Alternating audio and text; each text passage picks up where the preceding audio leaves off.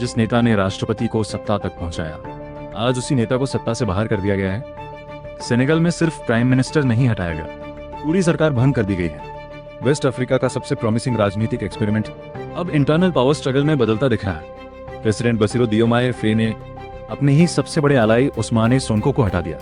वो सोंको जिसने खुद चुनाव नहीं लड़ पाया, लेकिन फे को राष्ट्रपति बनवा दिया। दोनों नेताओं को कभी एस्टैब्लिशमेंट के खिलाफ रेबेलियन का चेहरा माना जाता था। दोनों जेल गए, दोनों ने सिस्टम को चुनौती दी और फिर साथ मिलकर चुनाव जीत लिया।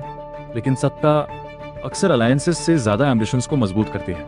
समस्या सिर्फ राजनीति नहीं है। सेनेगल इस वक्त डेट क्राइसिस से जूझ रहा है। IMF ने $1.8 बिलियन का प्रोग्राम रोक दिया है क्योंकि पिछली सरकार पर डेट छुपाने के आरोप लगे। अब सरकार टूटने से पूरे इकोनॉमिक रिकवरी प्लान पर खतरा मंडरा रहा है। पूरी दुनिया इसलिए सेनेगल को देख रही है क्योंकि ये सिर्फ अफ्रीकन पॉलिटिक्स नहीं, ये उस सवाल की लड़ाई है, क्या एंटी एस्टैब्लिशमेंट रेवोल्यूशंस सत्ता में आने के बाद खुद टूट जाती हैं? सबसे बड़ा खतरा अभी खत्म नहीं हुआ है।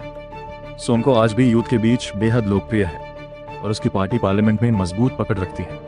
यानी सेनेगल अब राजनीतिक डेडलॉक, प्रोटेस्ट और फ्यूचर पावर वॉर की तरफ बढ़ सकता है। जिस रेवोल्यूशन ने सिस्टम बदलने का वादा किया था, अब वही रेवोल्यूशन अपने ही नेताओं में बढ़ता दिख रहा है।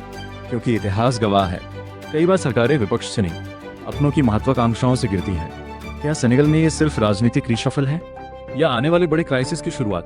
कमेंट करके अपनी राय बताइए और ऐसी डीप जियोपॉलिटिकल एनालिसिस के लिए PolityVox.x को सब्सक्राइब जरूर करें।